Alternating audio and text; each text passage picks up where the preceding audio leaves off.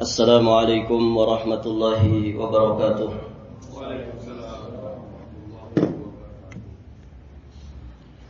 Innal hamdalillah nahmadullaha ta'ala wa nasta'inuhu wa nastaghfiruh wa nastahdihi wa natubu ilaih wa na'udzu billahi min shururi anfusina wa sayyiati a'malina. May yahdihillahu fala mudilla lahu ومن يضلل فلا هادي له أشهد أن لا إله إلا الله وحده ربي لا شريك له وأشهد أن محمدا عبده ورسوله أما بعد اللهم إنا نسألك علما نافعا ونعوذ بك من علم لا ينفع. Para hadirin ikhwati fiddin rahimani wa rahimakumullah, kita masih di pembahasan tentang takfir. Bahwa takfir itu ada dua. Ada takfir muayyan, takfir mutlak. Kemudian yang kedua takfir muayyan. Hadirin jamaah yang dirahmati Allah, takfir mutlak sudah kita bahas. Berikutnya terkait dengan takfir muayyan, yakni mengkafirkan individu tertentu yang mengucapkan atau meyakini atau melakukan perbuatan kufur. Taib, hadirin jamaah yang dirahmati Allah. Jadi ini langsung tunjuk hidung, fulan bin fulan kafir. Nah itu namanya takfir muayyan.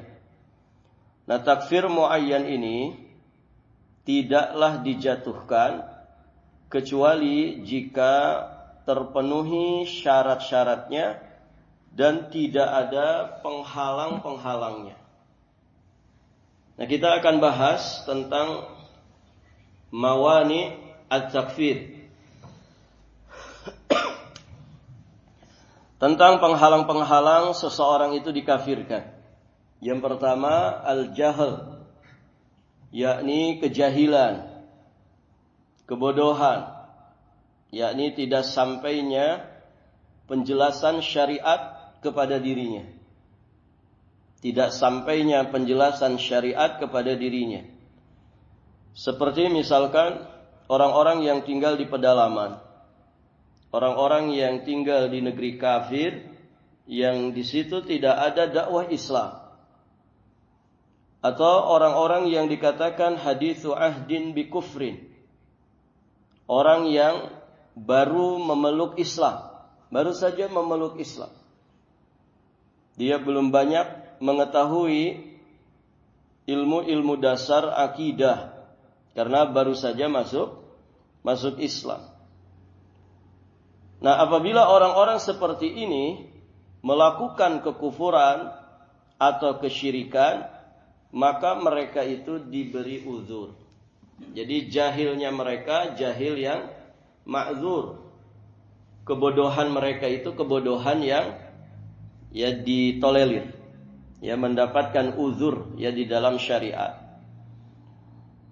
Di dalam riwayat Abdullah bin Abbas radhiyallahu taala anhuma, beliau berkata, ada seseorang menghadiahkan satu wadah khamr kepada Rasulullah. Ada seseorang, kata Abdullah bin Abbas, menghadiahkan satu wadah khamr kepada Nabi. Lantas Nabi sallallahu alaihi wasallam berkata kepadanya, apa kata Nabi? Ama alimta anna Allah harramaha? Ama alimta anna Allah harramaha? Tidakkah engkau tahu bahwa Allah telah mengharamkan khamr ini? Maka kemudian laki-laki itu menjawab, la, aku tidak tahu. Kemudian laki-laki itu berbisik kepada teman yang ada di dekatnya. Dan Nabi SAW pun bertanya, apa yang engkau bisikkan kepada temanmu itu? Maka si laki-laki ini menjawab, aku perintahkan dia untuk menjualnya. Kan haram. Tapi ini barakallahu fikum, Karena Nabi tidak menerima, karena itu sudah diharamkan. Barakallahu fikum, kalau gitu dijual saja, biar jadi uang. Maka kemudian Nabi Shallallahu Alaihi Wasallam beliau bersabda, ya di sini Nabi memberikan pelajarannya. Kata Nabi, innalladzi harrama syurbaha harrama bai'aha. Sesungguhnya Allah telah mengharamkannya, maksudnya khamr ini telah diharamkan oleh Allah untuk diminum. Maka Allah Subhanahu wa taala pun mengharamkan ya penjualannya. Taib, hadirin jamaah yang dirahmati Allah. Jadi kalau minumnya haram, maka Allah Subhanahu wa taala juga mengharamkan menjualnya. Ya sesuatu yang diharamkan kan tidak boleh dijual belikan. Saya tidak minum khamr, tapi saya penjual saja, ya sama saja. Ya, saya tidak konsumsi narkoba, tapi saya pengedar saja. Boleh tidak? Tidak boleh. Yang haram dikonsumsi, maka haram juga penjualannya. Baik, hadirin jamaah yang dirahmati Allah. Maka setelah mendengar penjelasan Nabi Shallallahu Alaihi Wasallam tadi, laki-laki tersebut kemudian membuka ya tutup wadah khamr yang dihadiahkan kepada Nabi itu dan beliau langsung menumpahkannya ke tanah. Nah, di sini sahih ada di riwayat Imam Muslim. Baik, para jamaah yang dirahmati Allah, di sini kita memahami ya bahwa laki-laki yang menghadiahkan khamr kepada Nabi ini dia tidak tahu bahwa khamr itu sudah diharamkan. Ya, dan menghalalkan sesuatu yang diharamkan oleh Allah dan Rasulnya ini termasuk kekufuran. Menghalalkan sesuatu yang diharamkan Allah, maka ini termasuk naqid min nawaqid al-Islam. Ya, termasuk pembatal dari keislaman. Tapi orang ini karena jahil, belum sampai petunjuk syariat kepada dirinya, maka kejahilan orang tersebut kemudian ya mendapatkan uzur dari Nabi Shallallahu Alaihi Wasallam. Maka di sini para ulama menegaskan bahwa orang yang menghadiahkan khamar kepada Nabi, tentunya saat dia menghadiahkan, dia meyakini khamar itu halal. Makanya dia hadiahkan kepada Nabi. Kalau saat itu dia sudah meyakini khamar itu haram, tidak mungkin dia hadiahkan kepada Nabi. Dia menghadiahkan kepada Nabi karena dia meyakini khamar itu halal. Taib, hadirin jamaah yang dirahmati Allah. Dan meyakini halalnya sesuatu yang diharamkan, ini tentu merupakan kekufuran. Namun Rasulullah Shallallahu Alaihi Wasallam di dalam kisah ini tidak lantas Nabi mengkafirkan orang ini. Beliau memberikan uzur karena memang belum sampainya penjelasan syariat kepada orang tersebut. Lain halnya dengan orang-orang yang tinggal di negeri kaum muslimin. Mereka bergaul bersama kaum muslimin. Mereka mendengar Al-Quran. Mereka juga mendengarkan dakwah Islam. Maka ketika terjatuh ke dalam kekufuran dan kesyirikan, mereka tidak bisa diberi uzur. Sekarang Pak, di zaman kiwari seperti ini, zaman now kata orang, siapa kemudian orangnya yang tidak mendengar Islam? Siapa? Ya?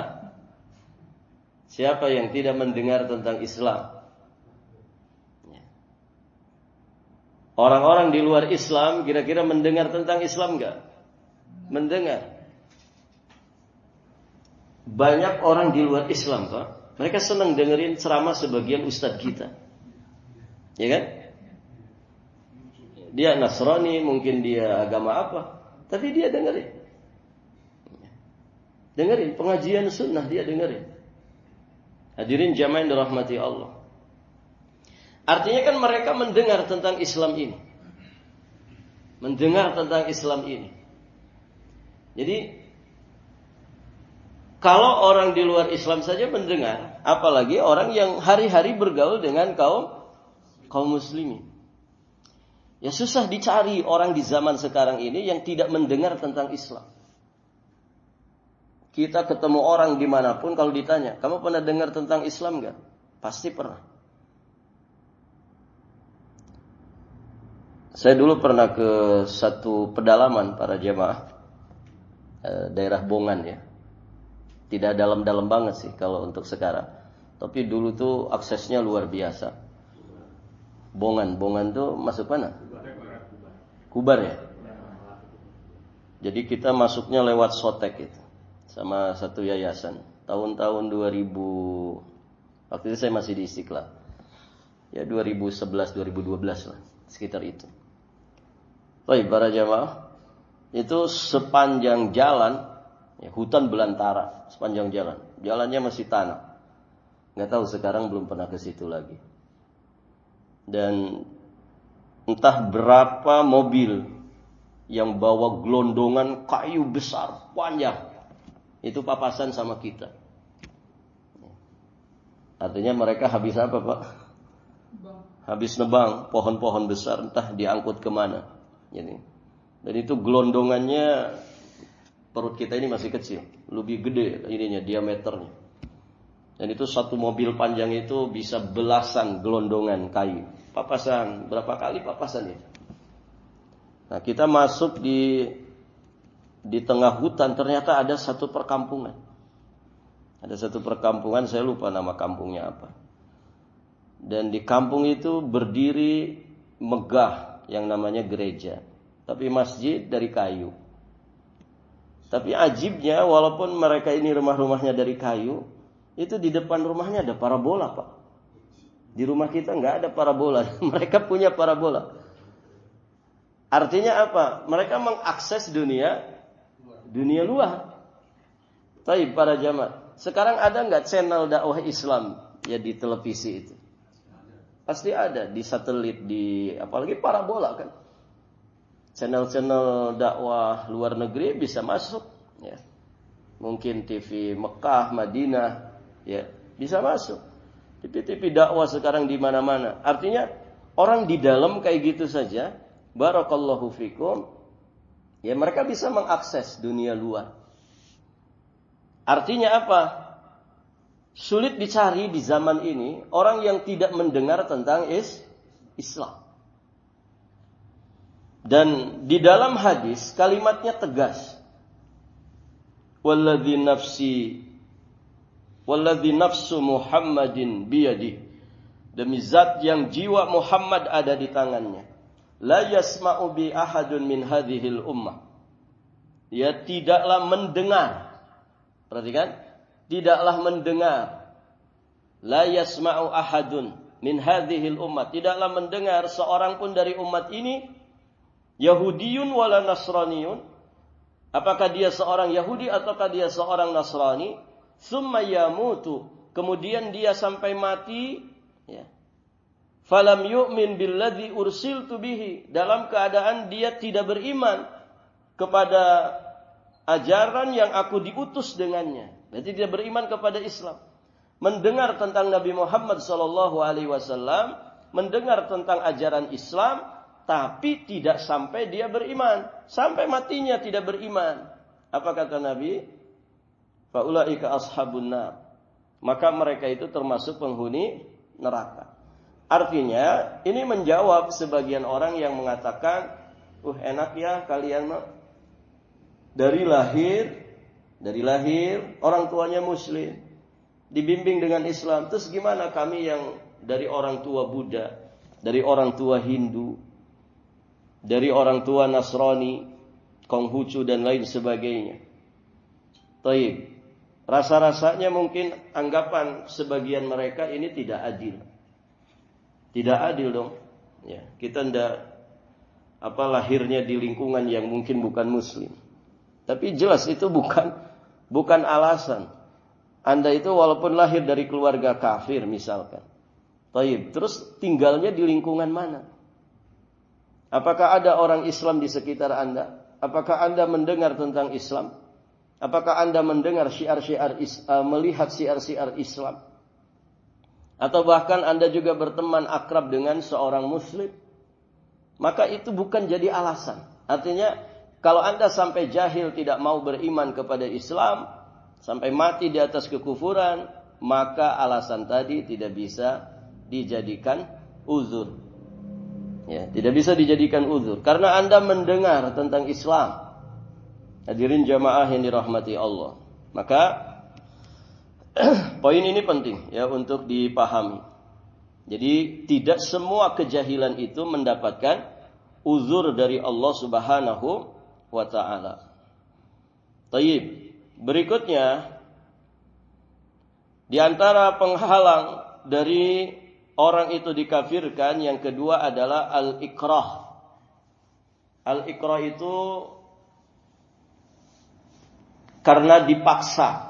Jadi benar-benar karena keterpaksaan. Jadi beda ya. Orang itu benar-benar terpaksa atau dia merasa dipaksa. Itu beda. Maka yang menjadi penghalang orang itu dikafirkan itu benar-benar karena keterpaksaan. Betul-betul dipaksa. Bagaimana keadaan orang yang betul-betul dipaksa seperti itu? Yakni diantaranya kata para ulama yang memaksanya itu benar-benar punya kekuatan, kekuasaan untuk kemudian merealisasikan paksaannya dan juga ancamannya. Jadi bukan sekedar gertak, tapi dia betul-betul kuasa, mampu untuk kemudian merealisasikan apa yang dia paksakan itu. Kamu kalau nggak ngucapin kalimat kufur, tak pancung lehermu. Nah, ketika dia bilang tak pancung lehermu, dia betul-betul bisa. Bukan anak kecil yang sedang pegang pisau cutter, bukan. Tapi seorang yang kuasa dan bisa. Dia pegang pedang yang tajam, orang yang juga kuat, orangnya terkenal, mengerikan, galak. Nah, ini benar-benar terpaksa. Hadirin jamaah yang dirahmati Allah. Dan yang dipaksa tidak punya kuasa apapun, tidak bisa ngelawan. Nah, kalau yang gertak anak kecil cuman bawa pisau dapur. Antum yang sedang dipaksa ya tiap hari fitness gitu ya. Barakallahu fikum. Kemudian ahli taekwondo. Kira-kira bisa ngelawan enggak? Bisa, anak kecil kok, ya. Gertaknya gertak sambal, begitu ya. Nah, itu enggak masuk di sini. Hadirin jamaah yang dirahmati Allah. Jadi benar-benar terpaksa dan dipaksa dengan kriteria yang tadi kita sebutkan. Dan tentang poin yang kedua ini ada kisah tentang Ammar bin Yasir radhiyallahu taala anhuma yang beliau ini dipaksa mengucapkan kalimat kufur. Kemudian Allah turunkan wahyu terkait kasus beliau ini di surat An-Nahl ayat 106. Allah Subhanahu wa taala berfirman, "Man kafara billah min ba'di imanihi illa man ukriha wa qalbuhu mutmainnun bil iman walakin man syaraha bil kufri sadra fa alaihim ghadabun minallah wa lahum adzabun adzim." Barang siapa yang kufur kepada Allah sesudah dia itu beriman, maka dia akan mendapatkan kemurkaan Allah. Illa, kecuali kata Allah, man ukriha, orang yang dipaksa kafir. Wa qalbuhu mutmainnun bil iman, padahal hatinya tetap tenang dengan keimanannya. Jadi dia dipaksa mengucapkan atau melakukan kekufuran, tapi hatinya tetap tenang, hatinya tetap iman, hatinya tetap teguh dengan keimanannya. Nah, itu syaratnya. Qalbuhu mutmainnun bil iman. Karena hadirin jamaah yang dirahmati Allah, lisan dan anggota badan itulah yang bisa dipaksa. Adapun hati manusia, tidak ada seorang pun yang bisa memaksa hati manusia. Ya tidak, Pak? Siapa yang bisa maksa hati? Ya. Nggak ada yang bisa maksa hati. Kalau mulut ini bisa dipaksa. Mulut bisa dipaksa. Tapi ini kan enggak bisa. Siapa yang bisa maksa hati? Kalau mulut kan dipaksa bisa kedengaran. Kalau anggota badan dipaksa bisa kelihatan. Tapi hati, gimana memaksa hati? Enggak bisa. Kalau aslinya tidak cinta, ya cinta tidak bisa dipaksa. Paksa, kan begitu. Ya, ada seorang suami pernah curhat ke saya. Ustaz, saya enggak cinta sama istri saya. Nah, begitu kan Pak? Dia jujur, enggak cinta. Kalau disuruh bilang I love you kan enggak maksudnya. I love you honey, begitu. Kalau kemudian dia melakukan sesuatu yang melambangkan cinta, mungkin dia ngasih bunga, ngasih apa, kan bisa. Tapi ini kan enggak bisa dibohongin. Hati tidak bisa dipaksa. 2 tahun ya nikah tidak disentuh istri karena enggak ada rasa, enggak ada cinta. Barakallahu fikum. Bisa Pak ya begitu ya? 2 tahun enggak disentuh istrinya karena enggak ada rasa cinta. Baik, para jamaah yang dirahmati Allah. Nah, itu bukti bahwa memang hati ini enggak bisa dipaksa, enggak bisa. Sehingga Allah memberikan rukhsah ini. Wa qalbuhu mutmainnun bil iman. Dengan catatan hatinya tetap tenang dengan keimanan. Karena siapapun orangnya, sekuat apapun dia, seperkasa apapun dia, tidak akan bisa memaksa hati siapapun. Baik, hadirin jamaah yang dirahmati Allah. Jadi, kecuali orang yang dipaksa kafir, padahal hatinya tetap tenang ya dalam beriman. Maka orang yang seperti itu tidaklah berdosa. Itu rukhsah dari Allah dan itu dipraktekkan oleh Ammar bin Yasir. Akan tetapi orang yang melapangkan dadanya untuk kekafiran, maka kemurkaan Allah menimpanya dan baginya azab yang besar. Dan itu hanya Allah yang tahu begitu. Orang ini beneran tenang enggak hatinya dengan keimanan, kokoh tidak hatinya dengan iman dan Islamnya, ataukah justru malah dia membiarkan kekufuran itu masuk ke dalam relung hatinya. Ya, kalau begitu ya jelas berarti dia mengucapkan kalimat kufur yang dipaksakan itu dengan kerelaan hati. Melakukan tindakan kufur yang dipaksakan kepada dirinya itu dengan kerelaan hati. Nah, yang begitu jelas kena. Berarti orang ini beneran kufur. Dia kafir dengan itu. Walaupun ya dalam keadaan terpaksa. Karena dia merelakan hatinya untuk mengikuti keterpaksaan tersebut. Baik, para jamaah. Dalam hadis disebutkan, nah ini kisah tentang Ammar bin Yasir. Bahwa orang-orang musyrik pernah menyiksa Ammar bin Yasir. Dia tidaklah dilepas sampai mencela Nabi SAW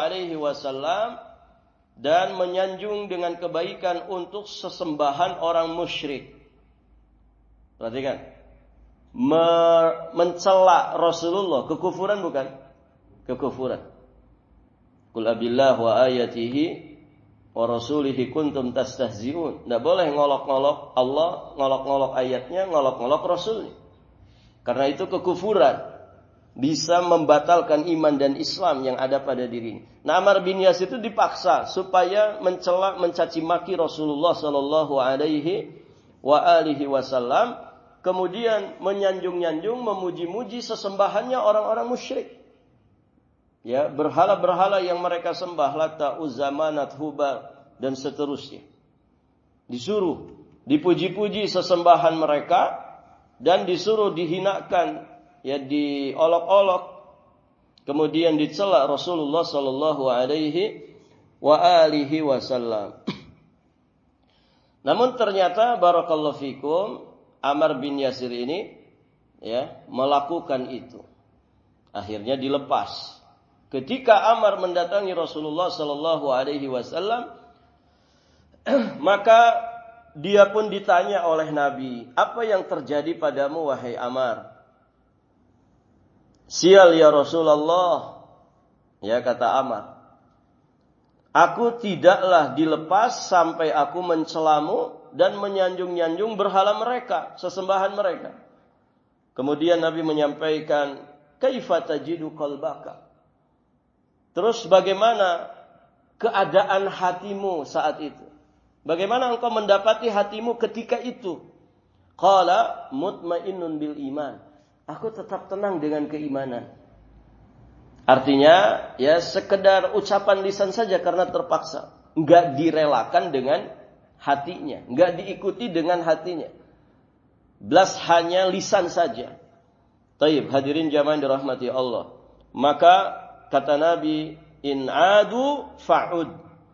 Kalau mereka memaksa menyiksa lagi, silahkan engkau mengulanginya lagi seperti tadi. Kalau mereka kemudian menyiksa kamu lagi, memaksa kamu lagi untuk mencela diriku, memuji sesembahan mereka, silahkan kamu ulangi. Artinya Nabi memberikan izin, memberikan rukhsah. Nah itu para jamaah yang dirahmati Allah Subhanahu wa ta'ala. Nah kita bisa mengambil pelajaran dari kisah Ammar bin Yasir ini. Bagaimana Ammar bin Yasir radhiyallahu ta'ala anhuma, beliau telah melakukan perbuatan kufur, yaitu mencela Rasulullah sallallahu alaihi wasallam, juga menyanjung berhala-berhala ya orang-orang jahiliyah. Namun ternyata Rasulullah sallallahu alaihi wasallam tidak mengkafirkan Ammar bin Yasir. Kenapa? Karena ada penghalang pada dirinya. Apa itu? Yaitu keadaan yang benar-benar terpaksa. Bisa dipahami ini ya? Nah, ini penghalang yang kedua, benar-benar dipaksa. Penghalang orang itu dikafirkan yang ketiga adalah kesalahan yang tanpa sengaja. Kesalahan yang tanpa sengaja. Dia salah tapi tidak sengaja. Contoh, orang yang ada dalam keadaan syadidul khauf. Orang yang dalam keadaan sangat-sangat takut. Atau sebaliknya, orang yang dalam keadaan terlalu girang gembira. Ada satu riwayat, hadirin jamaah yang dirahmati Allah. Kalau tadi riwayat tentang Ammar bin Yasir itu ada di riwayat Imam Al-Hakim dalam kitabnya Al-Mustadrak. Kemudian Imam Al-Baihaqi dalam kitabnya Sunan Al-Kubra. Taib para jamaah. Nah, tentang kesalahan yang tanpa disengaja, ya ada riwayat dari Imam Muslim yang diterima dari jalan sahabat yang mulia Anas bin Malik tentang orang yang salah ucap. Ya, salah ucap. Taib para jamaah yang dirahmati Allah, atau istilahnya sabkul lisan. Orang kita bilang apa? Ya salah ucap, keceletot lidah, atau apapun istilahnya. Ya. Taib para jamaah. Jadi diriwayatkan dari sahabat Anas bin Malik radhiyallahu taala anhu tentang orang yang salah berucap karena dalam keadaan sangat bergembira. Apa ucapan yang dia salah tanpa kesengajaan karena suasana yang sangat-sangat gembira? Yakni kalimat Allahumma anta abdi wa ana rabbuk. Ya Allah, engkau adalah hambaku sedangkan aku adalah Tuhanmu. Taib para jamaah. Kalimat ini jika diucapkan dalam keadaan normal, dalam keadaan sadar, tentu ini merupakan kekufuran. Bagaimana kemudian seseorang mengatakan, ya, engkau adalah hambaku sedangkan aku adalah Tuhanmu. Dia ucapkan itu kepada Allah. Ini kekufuran kalau dilakukan dalam keadaan sadar dan normal. Tapi hadirin jamaah yang dirahmati Allah, karena ini tanpa kesengajaan, maka orang itu tidak dikafirkan. Jadi kisahnya, hadirin jamaah yang dirahmati Allah, ini orang yang kehilangan unta beserta semua perbekalan safarnya di atas untanya itu. Hilang ketika safar. Ketika dicari-cari, muter-muter, enggak ketemu-ketemu. Tiba-tiba sudah pasrah, dia bersandar di batang satu pohon, barakallahu fikum, ya sudah pasrah, betul-betul pasrah. Tiba-tiba untanya datang. Ya. Dan semuanya dalam keadaan lengkap. Perbekalannya, barang-barangnya masih ada di atas punggung unta itu. Padahal tadi sudah dicari-cari kemana-mana. Sampai istilahnya sudah ada di titik, sudah pasrah saja. Tapi ternyata untanya tiba-tiba datang. Saking tersentaknya, saking gembiranya, maka kemudian dia keceletot lidah. Allahumma anta abdi wa ana rabbuk. Aslinya beliau ini mau mengucapkan Allahumma anta rabbi wa ana abduk. Ya Allah, sesungguhnya engkau ini adalah Tuhanku dan aku adalah hambamu. Nah, sebetulnya mau ngomong itu, tapi karena saking gembiranya orang itu bisa salah ucap. Atau saking takutnya. Ya. Saking takutnya. Grogi atau apapun itu ya. Tadi di acara akad nikah, saya hadir di acara akad nikah para jamaah. Seserahan gitu antara dua keluarga. Dari keluarga mempelai perempuan, barakallahu fikum, istilahnya apa? Menerima dari sini ya, memberikan, ya, memberi dan menerima seserahan. Kan juga ada perwakilan itu. Itu dari satu pihak ketika mulai berbicara waalaikumsalam warahmatullahi wabarakatuh. Aslinya kan harusnya apa? Assalamualaikum warahmatullahi. Itu kan di awal. Kalau di akhir baru. Di akhir juga assalamualaikum kan? Di awal, di akhir assalamualaikum. Yang mendengarnya menjawab waalaikumsalam. Nah itu kalau salah dia di akhir. Ya. Sudah di penutupan, setelah itu waalaikumsalam warahmatullahi wabarakatuh. Ya, yang ngeh mendengar itu pada ketawa begitu. Taib para jamaah. Itu kan aslinya dia mau mengucapkan assalamualaikum warahmatullahi wabarakatuh. Ya, karena mungkin tidak biasa bicara atau mungkin grogi atau apapun itu. Barakallahu fikum, kebelet pipis mungkin bisa jadi kan. Akhirnya keceletot lidah. Nah itu bisa terjadi. Hadirin jamaah yang dirahmati Allah. Bisa karena grogi, bisa karena saking takutnya, bisa karena saking gembiranya. Baik. Maka kesalahan yang tanpa sengaja itu ma'dzur, termasuk penghalang orang itu dikafirkan. Yang berikutnya para jamaah, yang keempat di antara penghalang seseorang itu dikafirkan adalah at-ta'wilul khati, yakni salah di dalam memahami. Ada kisah tentang Qais bin Sa'ad radhiyallahu taala anhu.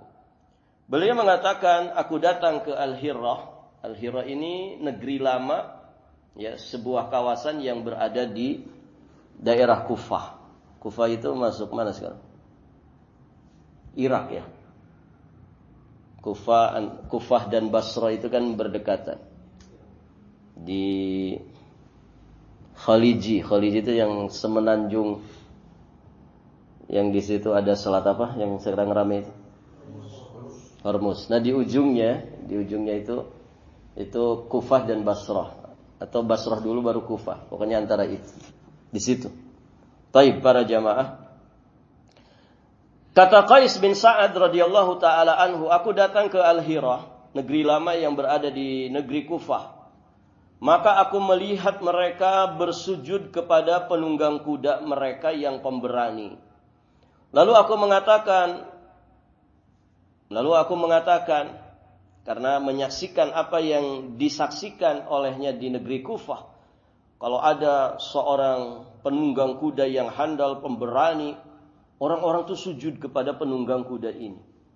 Maka kemudian terbayang pada benak Qais bin Sa'ad ini, sampai kemudian dia mengatakan, Rasulullah lebih berhak untuk dilakukan sujud kepadanya. Kenapa? Karena Rasulullah sangat istimewa, gitu ya. Semua khisalul khair, sifat-sifat kebaikan ada pada diri Rasulullah sallallahu alaihi wasallam. Maka terbayang dalam benaknya bahwa Sesungguhnya Rasulullah lebih pantas seperti itu kan. Maksudnya bersujud kepada Nabi sallallahu alaihi wasallam. Maka Qais bin Sa'ad berkata, kemudian aku pun datang kepada Nabi sallallahu alaihi wasallam dan aku berkata, "Inni ataitul Hirata faraaituhum yasjuduna limarzuban lahum fa anta ya Rasulullah ahaqqu an nasjuda laka." Itu diungkapkan setelah beliau menemui Nabi sallallahu alaihi wasallam. Apa kata Qais bin Sa'ad? Sesungguhnya aku datang ke Al-Hirah dan aku melihat mereka itu bersujud kepada penunggang kuda mereka yang pemberani. Engkau ya Rasulullah, kata Qais bin Sa'ad, lebih berhak untuk kami bersujud kepadamu. Coba, kalau kita sujud kepada Nabi, apa hukumnya para jamaah? Tidak boleh. Ya. Sujud itu milik Allah. Nabi Muhammad bukan Tuhan. Nabi Muhammad Abdullah wa Rasuluh. Beliau itu adalah seorang hamba dan utusan Allah. Maka mendengar apa yang disampaikan oleh Qais bin Sa'ad, kemudian Nabi bersabda, "Ara'aita law mararta biqabri akunta tasjudu lahu?" Qala qultu la. Qala fala taf'alu. Law kuntu amiran ahadan an yasjuda li ahadin la amartun nisaa an yasjudna li azwajihinna lima ja'alallahu lahum alaihinna minal haq. Kata Nabi, bagaimana pendapatmu wahai Qais? Seandainya engkau melewati kuburanku, apakah engkau akan bersujud kepadanya? Seandainya engkau melewati kuburanku, apakah engkau akan bersujud kepadanya? Maka Qais bin Sa'ad berkata, tidak ya Rasul.